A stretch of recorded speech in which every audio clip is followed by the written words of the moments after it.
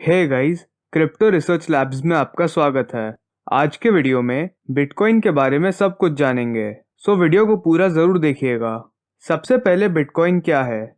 Bitcoin एक तरह का डिजिटल कैश है जिसको कोई भी सेंट्रल बैंक या गवर्नमेंट कंट्रोल नहीं कर सकता। ये सेंट्रलाइज्ड फाइनेंशियल सिस्टम के बाहर काम करता है, स्वतंत्र रूप से। बिटकॉइन को हजारों कंप्यूटर्स के द्वारा चलाया जाता है जो पूरी दुनिया में फैले हैं। यहाँ तक कि आप भी इसका सॉफ्टवेयर डाउनलोड करके इसका पार्ट बन सकते हैं। बिटकॉइन सबसे पहला क्रिप्टो करेंसी है जो 2009 में लॉन्च हुआ था।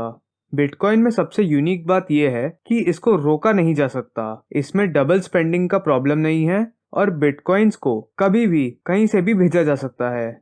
मतलब आप इंडिया में खरीद के अमेरिका से बैठकर ऑस्ट्रेलिया में किसी को भी पैसे भेज सकते हैं और रिसीवर को हाथों हाथ थोड़ी देर में मिल जाएगा। क्यों है ना बिटकॉइन यूनिक? अब बिटकॉइन को किसने बनाया? किसी को नहीं पता। जी हाँ, ये किसी को नहीं पता कि वो कौन है, कहाँ रहता है, कौन से कंट्री को बिलोंग करता है। पता है तो बस इतना कि वो अपना उपनाम सतोशी नाकामोटो यूज करता है, लेकिन वो भी 2011 के बाद से हवा में गायब हो गया है। सतोशी नाकामोटो के नाम से लग रहा है कि वो जापानीज ओरिजिन से हैं, लेकिन उनके इंग्लिश की फ्लुएंसी को देखकर बहुत लोग उन्हें किसी इंग्लिश स्पीकिंग कंट्री से बताते हैं। दुनिया में कितने बिटकॉइंस हैं? बिटकॉइन को 21 मिलियन कॉइन्स के मैक्सिमम सप्लाई पर फिक्स किया गया है। 2021 के एंड में 19 मिलियन के पास तक के बिटकॉइंस जनरेट हो गए थे, लेकिन बाकी के 2 मिलियन होने में और 100 साल लगेंगे। अभी आप पूछेंगे कि नए बिटकॉइंस जनरेट कैसे होते हैं, तो देखिए, नए बिटकॉइंस माइनिंग के थ्रू ही जनरेट हो सकते हैं। माइनिंग और प्रूफ ऑफ वर्क क्या है ये जानेंगे जब हम उस पर डेडिकेटेड वीडियोस बनाएंगे। लेकिन अभी जान लीजिए कि माइनिंग एक स्पेशल मैकेनिज्म है जिसमें कंप्यूटर की प्रोसेसिंग पावर को यूज किया जाता है मैथमेटिकल प्रॉब्लम्स सॉल्व करने के लिए, जिससे ट्रांजैक्शंस अप्रूव होते हैं और ब्लॉकचेन में डेटा ऐड होता है। माइनिंग और ब्लॉकचेन पर डेडिकेटेड वीडियोस जल्दी आ रहे हैं, तब तक आप सब्सक्राइब कर लीजिए। बिटकॉइन को मीडियम ऑफ ट्रांसफर के अलावा और कैसे यूज किया जा सकता है ये देखते हैं। कुछ लोग बिटकॉइन को इन्वेस्टमेंट व्हीकल के जैसे यूज करते हैं, तो कुछ लोग इसे स्टोर ऑफ वैल्यू बुलाते हैं, गोल्ड के जैसे। कुछ इसे एक इमर्जिंग टेक्नोलॉजी में इन्वेस्ट करने के तरीके समझते हैं। अब ये सवाल उठता है कि आप बिटकॉइन से क्या खरीद सकते हैं। तो देखिए, सबसे पहले तो ये डिपेंड करता है कि आपकी गवर्नमेंट उसे सपोर्ट करती है कि नहीं।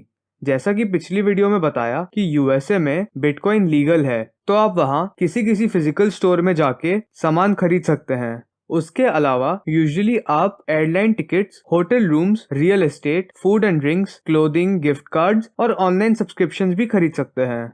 यहाँ तक कि बहुत जल्द इन्वेस्टर्स टेस्ला की इलेक्ट्रिक कार भी खरीद पाएंगे, क्योंकि इलॉन मस्क ने कहा है वो बिटकॉइन एक्सेप्ट करने पर विचार कर रहे हैं। अब आते हैं बिटकॉइन का क्या दाम चल रहा है। क्योंकि बिटकॉइन क्रिप्टो एक्सचेंजेस पर ट्रेड होता है, तो इसकी वैल्यू डिमांड सप्लाई के हिसाब से ऊपर नीचे होती रहती है। अगर आप इसे लॉन्ग टर्म व्यू से देखो तो इसकी वैल्यू ऊपर चढ़ रही है। अभी वीडियो बनाते समय एक बिटकॉइन की वैल्यू 35,75,000 के करीब चल रही है। जी हाँ, एक बिटकॉइन का दाम इतना ज्यादा है। इसका ऑल टाइम हाई 51,28,000 के करीब था, जो अराउंड 10 नवंबर 2021 को बनाया था।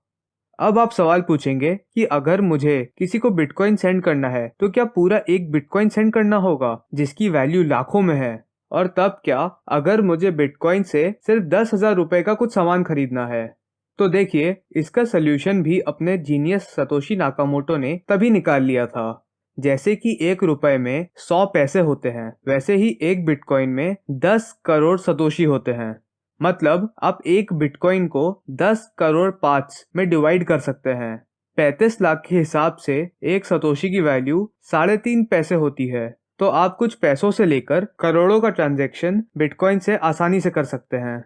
अगर आपके कोई सवाल हैं तो नीचे कमेंट्स में लिखिए, आगे आने वाले वीडियोस में उन्हें आंसर करेंगे। क्या हो अगर मैं अपने बिटकॉइंस खो दूं? देखिए, क्योंकि यहाँ कोई भी बैंक या सेंट्रलाइज्ड फाइनेंशियल इंस्टीट्यूशन नहीं है, तो आपके कॉइन को सिक्योर रखना आपकी जिम्मेदारी है। कुछ लोग इसे क्रिप्टो एक्सचेंजेस पर होल्ड करना पसंद करते हैं, तो कुछ एक्सटर्नल कोल्ड वॉलेट्स में ट्रांसफर कर लेते हैं।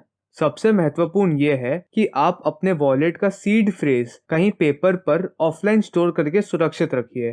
क्रिप्टो करेंसी में सीड फ्रेज क्या है, वॉलेट्स कैसे काम करते हैं, इस पर भी वीडियो जल्दी आएगी। क्या आप किसी बिटकॉइन ट्रांजैक्शन को वापस ले सकते हैं? जी नहीं। एक बार आपने फंड सेंड कर दिए और बिटकॉइन का ट्रांजैक्शन कंप्लीट हो गया तो आप कोई भी तरीके से इसे रिवर्स नहीं कर सकते। अब बैंक्स में कोई स्कैम होने पर या किसी को गलती से ट्रांसफर कर देने पर बैंक आपकी हेल्प करता है उसे ठीक करने में, लेकिन क्रिप्टो करेंसीज के केस में ये पॉसिबल नहीं है। तो भेजते समय कम से कम 2 से 3 बार अच्छे से चेक कर लीजिए कि एड्रेस सही है। सो गाइज, आज की वीडियो में इतना ही। आशा है आपको बिटकॉइन के बारे में कुछ नया जानने को मिला है। इस वीडियो को अपने फ्रेंड्स के साथ शेयर करिए जो क्रिप्टो करेंसी में इंटरेस्ट रखते हैं। तो चलिए मिलते हैं अगली वीडियो में। आपका कीमती समय देने के लिए धन्यवाद।